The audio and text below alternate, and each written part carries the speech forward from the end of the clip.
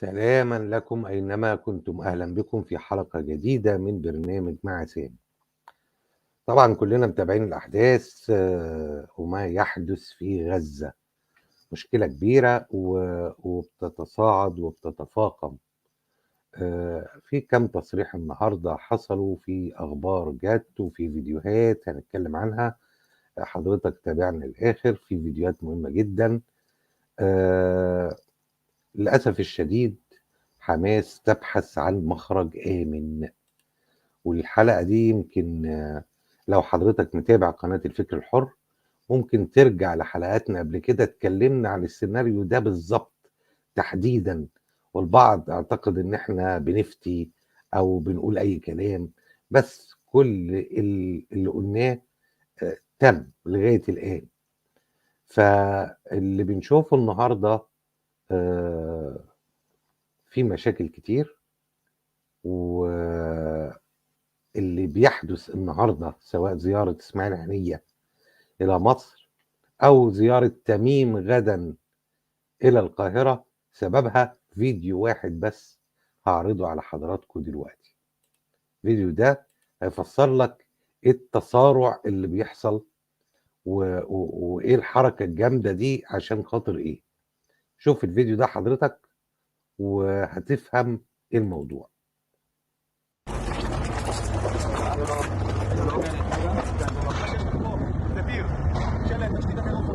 זו מצברים שמשמשים את האויב בחיבור בעצם מסנני אוויר לתת קרקע.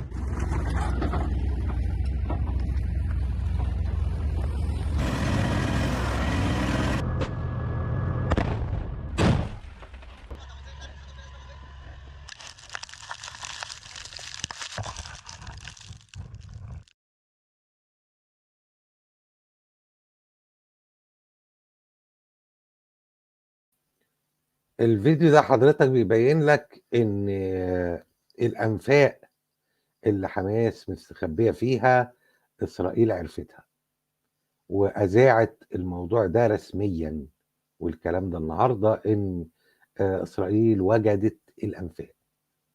لو انت حضرتك يعني طبعا اكيد متابع آه، ان الليلة كلها والفيلم كله بسبب الانفاق دي اللي حضرتك شايفها، اللي الاسرائيليين عرفوا مداخلها، ومسألة وقت أو أكتر موضوع الأنفاق هيخلص وموضوع حماس هيخلص. فأنا جاي أقول لحضرتك النهاردة إن في تسارع بيحصل، وفي الكلام على خروج آمن لحماس. دي الأنفاق زي ما حضرتك شايفها، الإسرائيليين وجدوها النهاردة المدخل بتاعها، وده يفسر لك إيه اللي بيحصل. إسماعيل هنية جاي ليه؟ وجاي ليه النهاردة تحديدا؟ لو انت متابع حضرتك هتسمع الاسبوع الماضي ان في سيارات اسعاف آه، قصفت، سيارات اسعاف قصفت وهي رايحه لمصر. فطبعا الكل اتكلم على ان اسرائيل بتقصف آه، سيارات اسعاف ليه. اتكلمنا برضو في حلقات فاتت ان حماس متعوده من زمان ان يحصل الكلام ده، تحصل انتفاضه نوعا ما، يحصل ضرب وهجوم على حماس من العدو الاسرائيلي، فحماس تهرب عن طريق سيارات الاسعاف الى سيناء. حتى عباس ابو مازن تكلم عن هذا بصراحه، فحبوا يكرروا هذا السيناريو ما ظبطش. فاللي حصل ان اسماعيل هنيه جه النهارده قعد مع رئيس المخابرات المصريه اللي هو عباس كامل، على اساس ان خروج آمل للمقاتلين او للحمساويه اللي موجودين. وده مش سر، يعني حضرتك انا مش بقول لك على سر، انا بقول لك على معلومه موجوده ان اسماعيل هنيه موجود حاليا في القاهره وبوفد رفيع المستوى. ايضا غدا امير قطر قادم الى القاهره. قصة أمير قطر دي قصة كبيرة، لأن طبعًا لا يخفى عن الجميع خلافات مصر مع قطر. الخبر بيقول لك التوسُّط أو أمير قطر يزور مصر من أجل التوسُّط مع الرئيس السيسي للسماح لقيادة حماس الدخول لمصر عبر معبر رفح. حماس طلبت إخراج قادتها آمنين من غزة عبر معبر رفح مقابل إطلاق سراح المختطفين. فهي حماس هنا في الخبر ده إن هي عندها استعداد تطلق سراح المختطفين مقابل الخروج الآمن من سيناء، وده لأن مفيش مخرج تاني. يعني حضرتك أكيد عارف إن مفيش مخرج لغزة إلا عن طريق معبر رفح سيناء.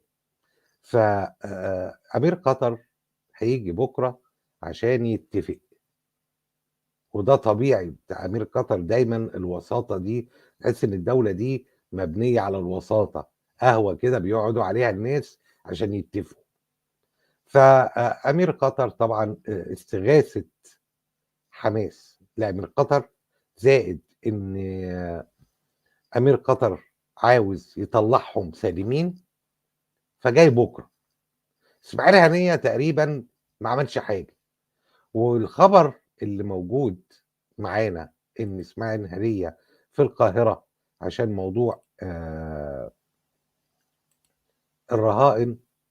الخبر ده يعني بيبين لك إن الرئيس السيسي مش عايز يقابل إسماعيل هنية أو الناس.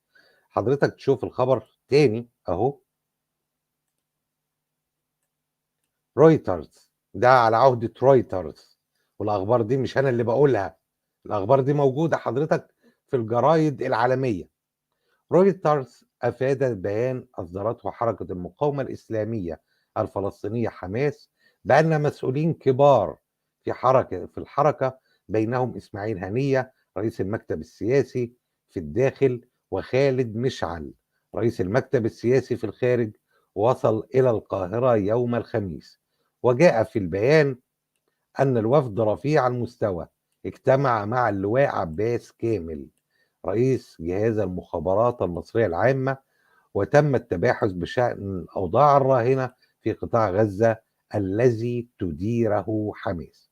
فهنا الخبر مش متألف مثلا ومش بنقوله من عندنا، ده رويترز، والكلام ده النهارده 9 نوفمبر وتحديدا الساعة 4:30. فأنت بتتكلم بقى عن إسماعيل هنية، بتتكلم على خالد مشعل، بتتكلم على كل الحركة أو حركة حماس المقيمين في الخارج، كلهم جم مصر على أساس إنه يشوفوا طريقة حماس تطلع. طبعا عزيزي المستمع أنت ممكن ما تصدقش، لأن هو الموضوع مصيبة فعلا. آه، فجأة كده إن بعد كل الفيلم ده كله مقاتلين حماس يطلعوا. طب حضرتك إيه اللي استفدناه؟ طب حماس عملت إيه على الأرض؟ يعني هو كلام منطقي وواقعي وهادي. طب لما حماس دلوقتي عايزة تخلع، هو ليه عملت الموضوع من البداية؟ ده قصة تاني نحكي فيها، بس خلينا نتكلم عن أخبار. وبرضو بقول لحضراتكم ممكن حضرتك ترجع لرويترز وتتأكد من الكلام ده، يعني مش بجيبه من عندي، مش حاجة من عندي، ده موجود في الأخبار، مش أنا اللي بصطنعها. تيجي تاني على حاجة تاني عشان تعرف إن الموضوع قرب. إسرائيل لقيت الأنفاق. اللي حصل النهارده حالة نزوح جماعي نحو الجنوب غير عادية، حاجة كده بتشوفها غريبة، مختلفة عن الأيام الماضية المنصرمة. شوف الفيديو ده حضرتك، دول أهل غزة اللي كانوا في الشمال. كل الأعداد دي رايحة الجنوب، خلاص بقى سايبين الشمال وعارفين إن في مشكلة. وإسرائيل بتقول لهم إن هنضرب الشمال لأن خلاص الأنفاق اتعرفت. واللي تستغرب له إن هؤلاء الناس اللي بتمنعهم حماس. يعني كل الأعداد الغفيرة اللي ماشية دي حالة النزوح الجماعي، حماس عايزة تمنع الناس إنها تروح الجنوب. وهنا الجنوب بالمناسبة إن ده قريب على حدود مصر، يعني مش إنه حاجة بعيدة مثلًا، ده أنت كده قرّبت المسافة على الحدود المصرية، على حدود المعبر. فكل الأفواج اللي أنت شايفها دي، الكلام ده النهارده تم، يعني أنا باكلمك الفيديو ده النهارده. فكل الزحف اللي أنت شايفه ده للجنوب بناءً على إن الشمال خلاص إسرائيل حوطت الشمال كله. وللأسف الشديد زي ما إحنا شُفنا في الفيديو، الناس اللي رايحة الجنوب هو أنت ولا عندك أكل ولا شُرب ولا دوا ولا أي حاجة، والناس زي ما أنت شايفهم كده معاهمش أي حاجة، زائد حتى الناس اللي في الجنوب في حصار، ما فيش حتى برضه عندهم حاجة. فأنت إسرائيل فضّت الشمال وهجّرت أهل غزة كلّهم اللي في الشمال راحوا في الجنوب، وهتبدأ تدمير في الشمال أكتر ما هو متدمّر، على أساس إن بعد كده ما فيش قدّام الفلسطينيين غير يلتجئوا للحدود المصرية، لإن هم يعني ناس ما فيش أكل وشرب ولا دوا ولا علاج ولا أي حاجة، هيعملوا إيه في الجنوب؟ هي دي الفكرة، وهيقعدوا لغاية إمتى في الجنوب؟ ده سؤال مهم جدًا، لإن الشمال إسرائيل حوطته، لفِّته، خلاص بقى ملك إسرائيل، وده طبعًا بسبب ما فعلته حماس. الشمال خلاص راح، شمال غزة راح، الجنوب جاي عليه الدور، بعد شوية هنشوف الدنيا ترسى على إيه، وتبدأ إسرائيل تقول لك والله في أنفاق في الجنوب، وفي مقاتلين مستخبين في الجنوب، عايزين برضه آآ نغزو الجنوب أو نجتاح الجنوب. فبعد كده ما فيش قدّام الفلسطينيين غير النزوح إلى مصر مباشرةً، يعني ما فيش قدّام الفلسطينيين وبالعقل يعني، سواء ترضى أو ما ترضاش. يعني بالمناسبة لو أنت موافق أو مش موافق، فهؤلاء الناس ما عندهمش حل تاني، ما فيش حل تاني في إيديهم إلا إنهم تخيّل كده اللي عنده أولاد واللي عندها أولاد وعائلات وناس جعانة وناس عايزة تشرب وناس عايزة تتعالج، في مكان ما فيهوش الكلام ده، وجنبهم مكان مليان الكلام ده، مليان أكل وشرب وكده، فطبيعي هيلتجئوا إلى مصر أو إلى معبر رفح والحقونا يا مصر عايزين ناكل ونشرب. وهي الخطة كده، الخطة إسرائيل عاملاها كده، اللي هو أنت ما عملتش الdeal اللي بقى لهم فترة يتكلموا عنه، إن دخّلهم سينا، افتح لهم المعبر، مصر رافضة ده، فأنت هتُرغم على ده إنسانيًا، هتُرغم من يعني بدون ما حد يقول لك، لإن أنت برضه هتشوف ناس جعانة وتعبانة، فإزاي ما تفتحلهمش المعبر؟ فإنسانيًا مصر هتُجبر على ده. إيه خطة مصر؟ ما أعرفش، لغاية دلوقتي مش ظاهرة، لكن اللي بنشوفه في النزوح الجماعي ده بيبين لنا إن خلاص بقى موضوع الشمال خلص، وهؤلاء الناس رايحين الجنوب. آآ في حاجات تاني عشان بس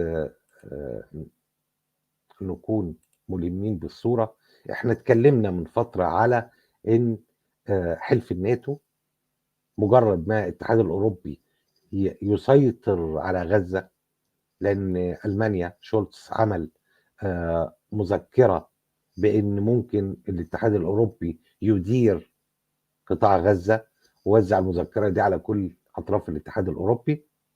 وقلنا في حلقة فاتت لو حضراتكم متابعين إن إحنا يعني ده خطر، لأن أنت كده مصر هتخبط في حلف الناتو وهيبقى مشكلة كبيرة.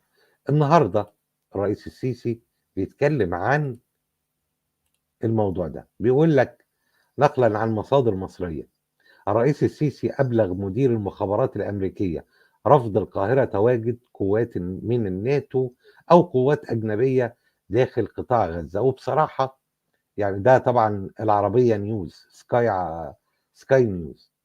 وبصراحة القرار ده يعني أنا شايفه ذكي جدا وقرار حكيم جدا، لأن أنت لو دخلت حلف الناتو أو قوات أجنبية عشان تدير أو تسيطر على غزة، فالقوات دي ممكن في يوم من الأيام فجأة تقول لك لأ دخّلهم من عن طريق رفح، دخّلهم سينا عشان في ضرب، دخّلهم سينا عشان في مشاكل.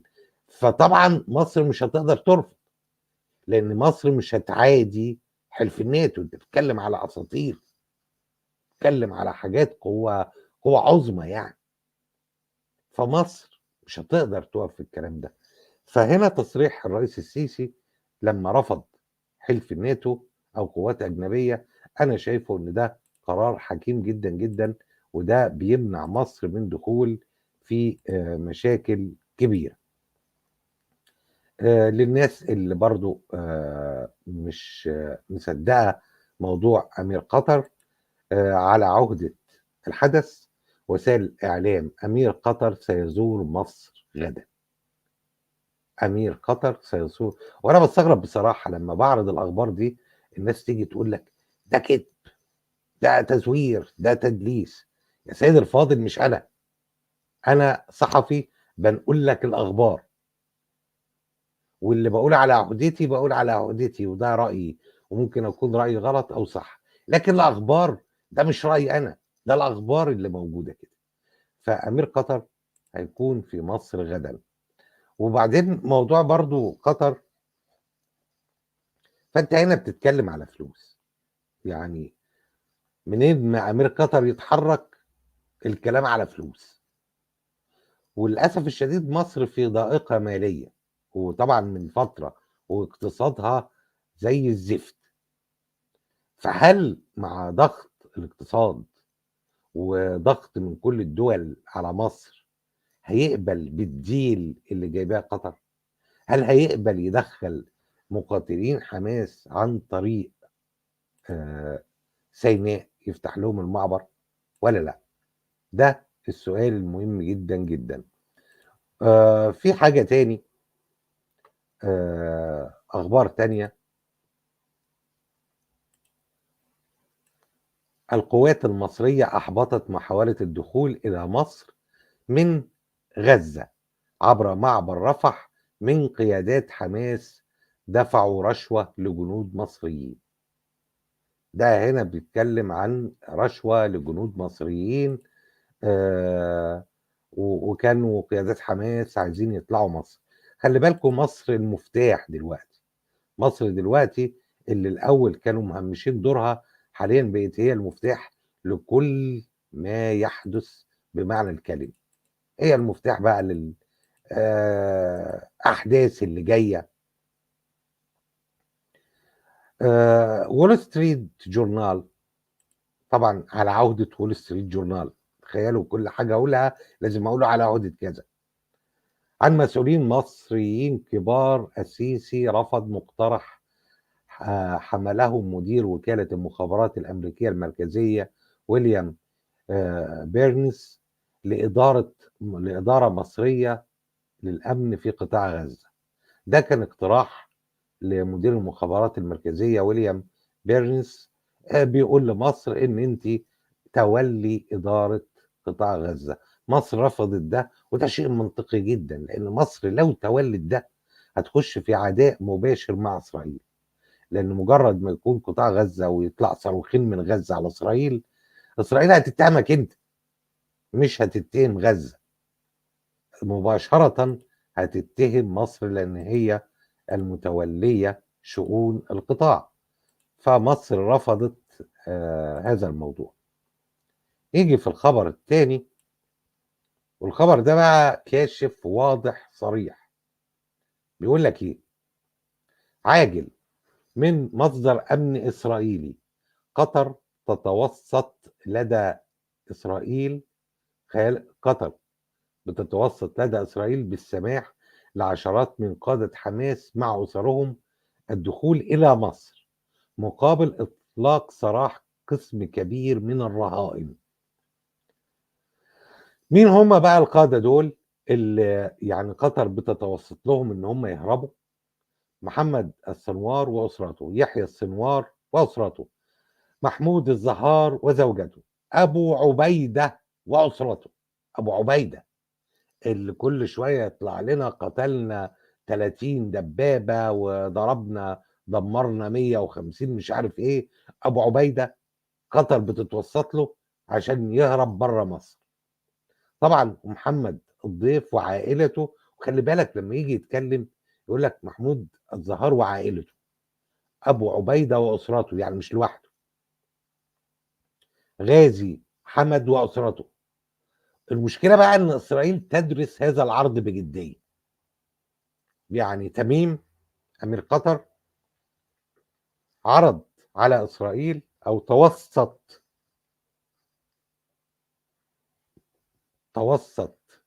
لديهم على أساس إن هم يطلقوا سراح هؤلاء الناس. الخبر طبعا منقول من صحيفة إسرائيلية، أنا مش جايبه من عندي. وصحيفة إسرائيلية مش معنى كده إن دول كدابين في كل حاجة. ده أخبار حضرتك، أخبار ملهاش علاقة. فأنت هنا بتتكلم على المعلمين، يعني سواء محمود السنوار ويحيى السنوار وابو عبيده اللي بيطلع علينا. ابو عبيده حاجه غريبه يعني. وعلى فكره ده ممكن يحصل، يعني ما تحاولش تقاوم كتير ولا ومش ممكن ومستحيل، لا، ده ممكن يحصل عادي يعني. لان هو من البدايه حماس بتحافظ على نفسها. من البدايه حماس لما عملت هذه العمليه ما عملتش حساب المدنيين اصلا. يعني عملت حساب ان ايه، كل هؤلاء معاهم اسرهم في الخنادق تحت في الانفاق. ابو عبيده وابو مش عارف مين وابو مرزوق، كل دول تحت كده في الانفاق، وكل واحد باسرته معاه، ما فيش اي مشاكل. لكن اللي فوق الغزاويه الحقيقيين، الناس الطبيعيين، دي تموت عادي. يعني عايز اقول لك خبر عزيزي المستمع، واكيد انت تعرفه، ان قرابة ال11,000 شهيد فلسطيني، ومعظمهم أطفال ونساء. أكتر من 20,000 مصاب فلسطيني. فين بقى حماس؟ حماس تحت الأرض. طب حماس عملت حسابها للكلام ده؟ لا، ما مش في دماغها. أبو مرزوق طلع تصريح، المتحدث الرسمي باسم حماس، بيقول لك إن الأنفاق دي معمولة عشان مقاتلين حماس، لكن اهل غزه دول مسؤولين من الامم المتحده، مالناش دعوه بيهم وما تعرفوناش. فهم حماس بالنسبه لهم اهل غزه دول مش مهم، مهم حماس واهل حماس، عائلات حماس. فطبيعي جدا ان يكون في تصريح زي ده، وان هم عايزين يسيبوا آه، المكان، يطلعوا كده بهروب او اتفاق ديل مقابل الأسرة. مفيش مشاكل، خدوا الأسرة بس سيبونا نطلع وبدون قتال يعني. السيسي عمل كذا حاجة النهاردة. السيسي رفض اقتراح حملة آه، بيرنس، ويقضي بأن تتولى مصر القيام بالدور المراقب الأمني في غزة حال نجح جيش الاحتلال في إبعاد حركة حماس عن المشهد. السيسي رفض مشاركة القوات المصرية ضد قوات متعددة الجنسيات توكل إليها هذه المهمة. ده رفضه السيسي. السيسي أبلغ بيرنس رفض احتلال غزة مجددا، وحذر من خطورة ذلك. أيضا السيسي حذر من أي تواجد أمني إسرائيلي في القطاع بعد انتهاء الحرب. وهنا ده حق مصري أصيل، لأن أي تواجد أمني في غزة لازم يكون مقابله تواجد أمني أو تواجد على الحدود المصرية بشكل مكثف، اللي هو ضد بالمناسبة اتفاقية كامب ديفيد. السيسي رفض اقتطاع جزء من أرض غزة وده مهم لإقامة منطقة آمنة إسرائيلية. وده كان اقتراح موجود، اللي هو إن نعمل حتة كده يكون فيها أو تاخدها إسرائيل بدواعي إن ده منطقة أمنية. السيسي حذر من مخطط تهجير الفلسطينيين إلى سيناء أو الأردن، ورفض تصفية القضية الفلسطينية، لأن لو اتهجروا الفلسطينيين إلى سيناء أو الأردن، كل سنة وأنت طيب، هو ما فيش فلسطين أصلا.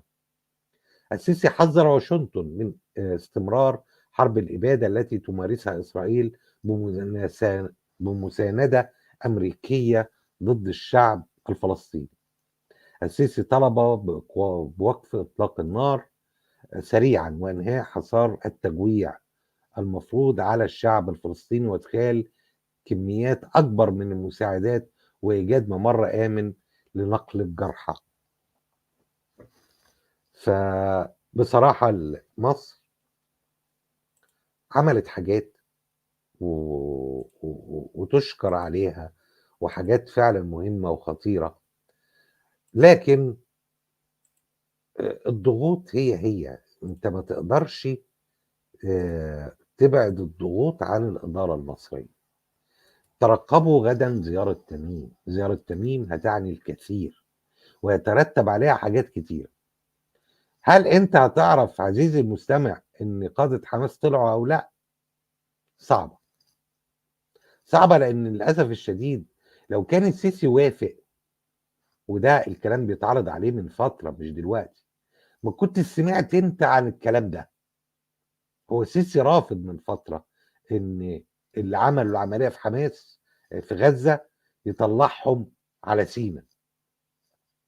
عشان كده في ضغوط على مصر، عشان كده بتلاقي الصوت عالي ان خالد مشعل واسماعيل هنية في مصر النهارده. ليه؟ يا جماعة بالعقل كده، الناس دول ما استشاروش لما جم يعملوا. يعني خالد مشعل واسماعيل هنية ما جوش مصر مثلا الأول قالوا والله يا مصر احنا يوم 7 هنهجم على إسرائيل، لا، ولا حتى هيقولوا، لكن قالوا لإيران، أو إيران هي اللي حطت لهم الخطة أصلا. فهو ما جاش قال لك لما جه يضرب. هل النهارده هيجي يقول لك على حاجة تاني؟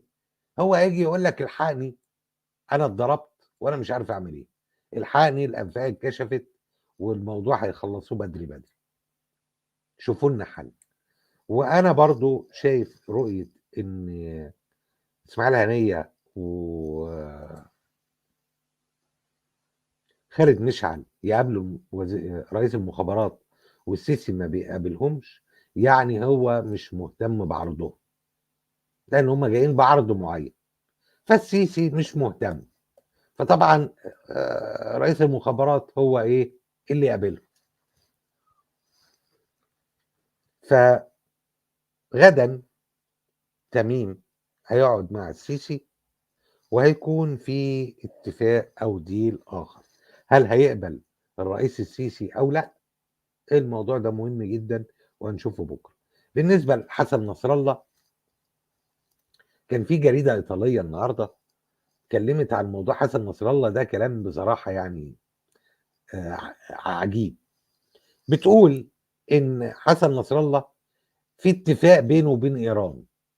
ايران بتقول له بالحرف كده: انبح لكن لا تعض.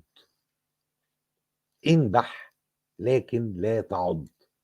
إيران بتؤمر حزب الله، بتؤمر حسن نصر الله: انبح لكن لا تعض. وللآن ما شفناش حركات أو قتال في معركة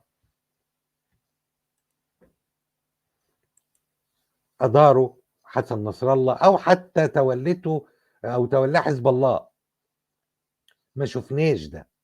ما شُفناش القوة بتاعة حزب الله إنه داخل بجد حرب شاملة. فعشان كده إيران بتقول له: "انبح ولكن لا تعُض."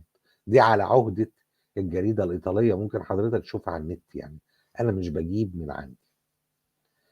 ف الكلام النهارده على الرهائن، والرهائن مش عشان أرض أو عشان أسرى لدى إسرائيل، لأ، هو عشان خروج حماس من الوضع اللي هي فيه، لأن يعني حماس تشارف على نهاية الأمر، خلاص ما عندهاش حاجة تاني.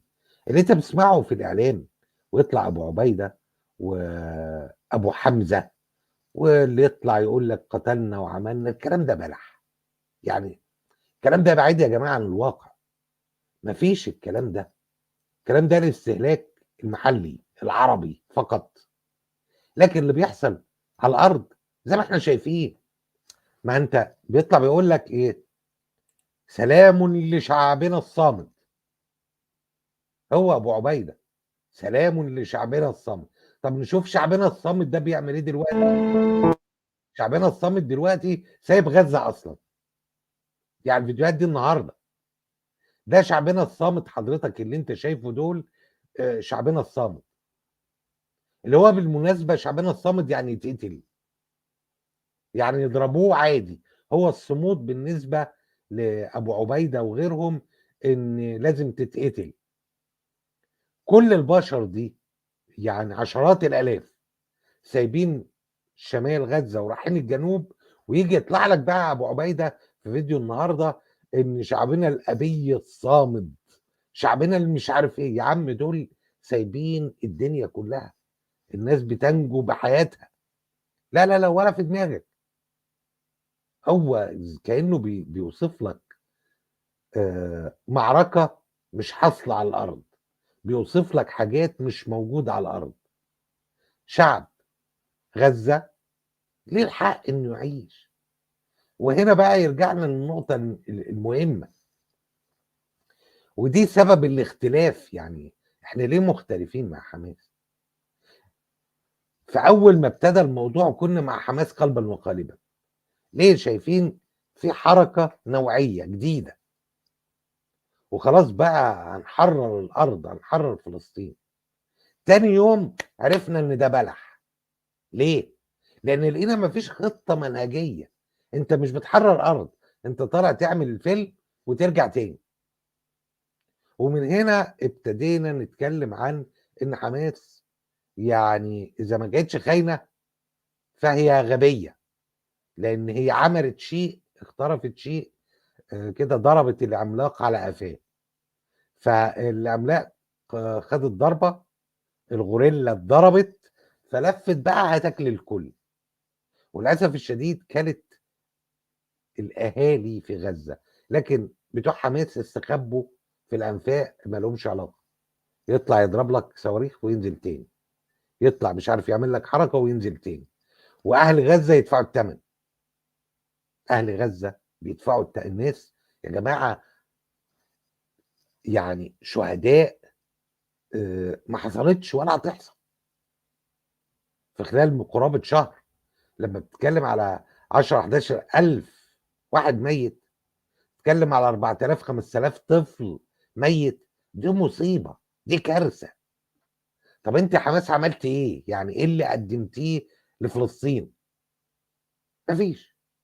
هو كان في منطقة اسمها غزة وحاليًا خلصت. كان في شمال غزة وحاليًا تساوى بالأرض تمامًا. يطلع علينا بقى أبو عبيدة وغيرهم وحطمنا العدو وعملنا العدو، يعني بالعقل كده، الناس سايبة الدنيا وماشية، عدو إيه اللي حطمته؟ أنت حطمت الفلسطينيين، حطمت أهل غزة، لكن ما حطمتش حاجة غير كده. بُكرة خلّي بالكم من اللي هيحصل والتصريحات اللي هتحصل. بُكرة لقاء مهم جدًا، جدًا بين تميم والسيسي، اللقاء ده هيتوقف عليه مصير حماس بشكل عام، مصير المقاومة داخل الأراضي الفلسطينية. أتمنى إن السيسي يرفض خروج أي من هؤلاء المقاتلين.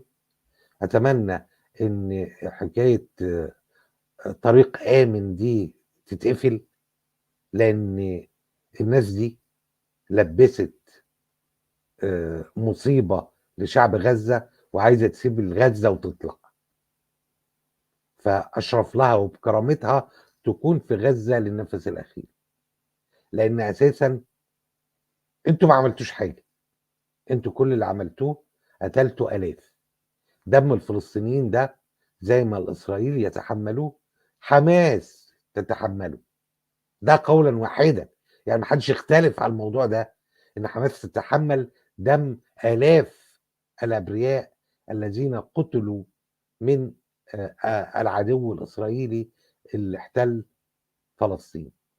فخلّينا منصفين، ما ينفعش حماس تسيب غزة وتطلع وتخلّي الناس تدفع التمن.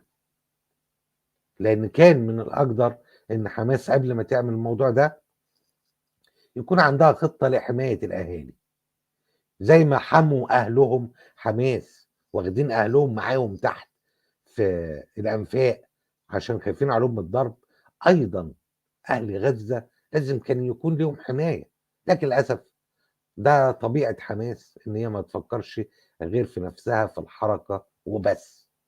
غدًا هنترقب وهنشوف إيه اللي هيحصل ما بين الرئيس السيسي وتميم. النهارده خالد مشعل وإسماعيل هنية ما جابوش نتيجة، ما يعني حاولوا واتكلموا لكن ما كانش في نتيجة. بُكرة كل اعتمادهم إن أمير قطر يقدّم حاجات لمصر تستحق، أو بمعنى أصح هيكون تمن حماس كام؟ يعني هل حماس مهم عشان حد يدفع والّا لأ؟ هنشوف ده وهنتابع غدًا مع بعض. أتمنى يا جماعة من كل واحد فيكم يعمل لايك وshare. أتمنى من حضرتك إن أنت حاول تشيّر الحلقة لكل اللي تعرفهم. في عندنا التيك توك، ممكن حضرتك في صندوق الوصف تتابعنا من خلال التيك توك. وفي نهاية الحلقة باشكركم شكرًا جزيلًا، استنونا بكرة في حلقة مهمة جدًا، جدًا، تتمسوا بالخير.